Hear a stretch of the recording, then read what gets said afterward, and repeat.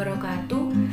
Sebelumnya perkenalkan, nama saya Isfina Unaiza Roya dengan NIM 212101070016 dari kelas Matematika 2. Di sini saya akan membahas sedikit tentang materi fikih mulai dari kelompok 1 sampai 10 yang saya rangkum berikut ini. Yang pertama ada definisi dan urgensi ilmu fikih. Secara definitif, fikih berarti ilmu tentang hukum-hukum syar'i yang bersifat amalia yang digali dan ditemukan dengan dalil-dalil dan tafsili. Fikih juga diibaratkan dengan ilmu karena fikih itu semacam ilmu pengetahuan, karena dalam ilmu fikih ini sendiri tidak hanya membahas tentang hukum-hukum Islam saja. Di dalamnya terdapat berbagai ilmu yang berkaitan dengan kehidupan sehari-hari. Nah, secara garis besar, Al-Karafi berpendapat bahwa urgensi kaidah-kaidah fikih ada 3. Yang pertama ada kaidah-kaidah fikih memiliki kedudukan yang istimewa dalam khazanah keilmuan Islam karena kepakaran seorang faqih sangat terkait erat dengan penguasaan kaidah-kaidah fikih. Selanjutnya yang nomor 2 ada sejarah perkembangan fikih. Fikih adalah sebagai praktek pada zaman Rasulullah. Sekarang pengambilan hukum itu dari hadisnya para sahabat yang punya kemampuan dalam merumuskan permasalahan fikih atau disebut sebagai ijma'nya para sahabat. Pada masa tabi'in, setelah sahabat selesai era sahabat, selesai masa perkembangan, sekarang mulai ada ijma'. Jadi perkembangan menjadi ijma' dan qiyas. Pada zaman ulama timbul banyak permasalahan yang memerlukan solusi untuk menyelesaikannya, sehingga para ulama membukukan ilmu fikih. Yang ketiga ada aliran-aliran fikih. Pada aliran-aliran fikih, mazhab-mazhab fikih yang masih tetap bertahan dan diikuti sampai saat ini ada 4 mazhab, yaitu mazhab Hanafi, mazhab Maliki, mazhab Hambali, dan mazhab Syafi'i. Aliran-aliran usul fiqh terbagi menjadi 3, yaitu aliran Syafi'iyah atau mutakalimin, yang kedua ada aliran Hanafiyah atau fuqaha, yang ketiga ada aliran mutaakhirin. Yang keempat yaitu taklid, dan ittiba. Taklid adalah suatu ungkapan yang mencerminkan sikap seseorang yang meniru atau mengikuti pendapat atau perbuatan-perbuatan orang lain tanpa mengetahui sumber hukum atau dalil-dalilnya serta apakah dalil tersebut kuat atau tidak. Taklid yaitu merangkap 2 pendapat atau lebih dalam sebuah permasalahan sehingga munculnya pendapat antara kedua pendapat tersebut sama-sama tidak mengakui kebenarannya. Ittiba adalah sikap mengikuti atau menerima semua yang diperintahkan, dilarang atau dibenarkan Rasulullah, sedangkan orang yang diikuti disebut muttabi. Yang kelima ada sumber-sumber hukum Islam. Sumber-sumber hukum Islam merupakan tempat asal atau tempat lahirnya hukum-hukum Islam yang ada. Sumber hukum ini juga merupakan suatu hal yang paling mendasar dalam menentukan hukum. Sumber-sumber hukum Islam ini sendiri terdapat 4 macam, yaitu Al-Quran atau sumber hukum utama. Yang kedua ada hadis, sumber hukum setelah Al-Quran atau sering juga dikenal dengan As-Sunnah. Yang ketiga ada ijma' atau kesepakatan-kesepakatan para ulama. Yang keempat ada qiyas, yaitu menyamakan hukum yang memiliki nas dan tidak. Yang keenam ada sejarah 4 madhab dan perkembangannya dan sebarannya. Yang pertama ada madhab Hanafi. Imam Abu Hanafiyah menggunakan metode ijtihad dalam menetapkan hukum suatu peristiwa yang berpegang kepada Alkitab, As-Sunnah, Al-Ijma', Al-Qiyas, dan Istihsan. Yang kedua, mazhab Maliki. Karena ketekunan yang beliau miliki, Imam Malik menjadi seorang ulama yang terkemuka.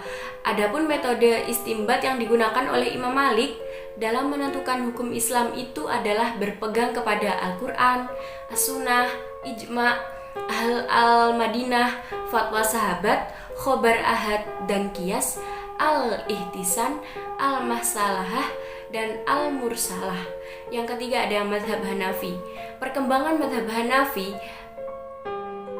Mohon maaf, selanjutnya ada madhab Syafi'i.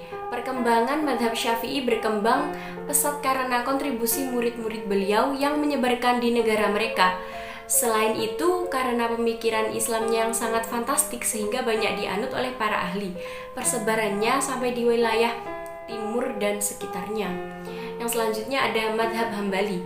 Madhab Hambali pertama kali berkembang di Baghdad dan Irak.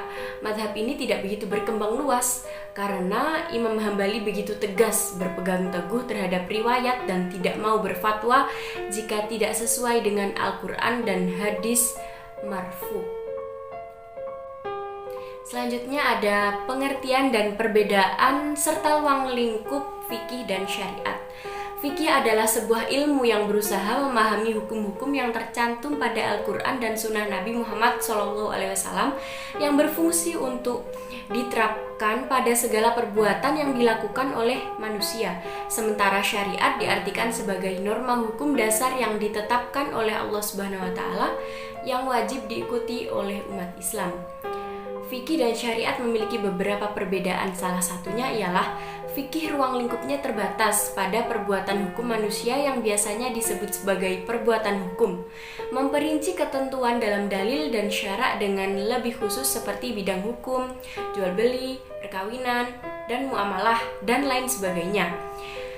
Sedangkan syariat ruang lingkupnya bersifat umum atas semua perbuatan manusia sebagaimana tertuang dalam Al-Quran dan As-Sunnah. Ruang lingkup fikih dan syariat mencakup semua hukum yang diterapkan dalam bentuk amalan oleh setiap mukallaf atau orang yang diserahi tugas atau tanggung jawab untuk pelaksanaan ajaran syariah Islam dengan tanda-tanda kedewasaan, kecerdasan, dan kesadaran. Adapun ruang lingkupnya yaitu ibadah, muamalah, munakahat, jinayat, siyasa, akhlak, dan ketentuan lainnya. Selanjutnya nomor 8 ada fikih dan usul fikih. Kata fikih berasal dari kata bahasa Arab yaitu faqiha yafqahu fikhan yang berarti mengerti atau paham secara mendalam. Selain itu, kata fikih juga dimaknai dengan memahami suatu yang baik. Kepahaman ini dimaksudkan agar orang-orang beriman berkenan untuk mempelajari agama Islam. Usul fiqh adalah sekumpulan kaidah yang menjadi landasan teoritis dari rumusan-rumusan pemikiran fikih, baik berupa metode analisis, makna lafal, maupun kaidah yang dapat menghubungkan berbagai kejadian aktual dalam Al-Quran, Al-Sunnah, serta ijma' sahabat. Yang nomor 9 ada riba. Riba menurut bahasa mempunyai arti tambahan, sedangkan riba menurut istilah adalah menyerahkan sesuatu dengan pergantian sesuatu yang lain, yang tidak adanya kesamaan menurut timbangan syarak pada waktu akad atau tukar-menukar barang dengan salah satunya. Yang terakhir yaitu cadar perspektif 4 madhab. Mayoritas fuqaha baik dari madhab Hanafi, Maliki, Syafi'i, dan Hambali berpendapat bahwa wajah bukan termasuk aurat.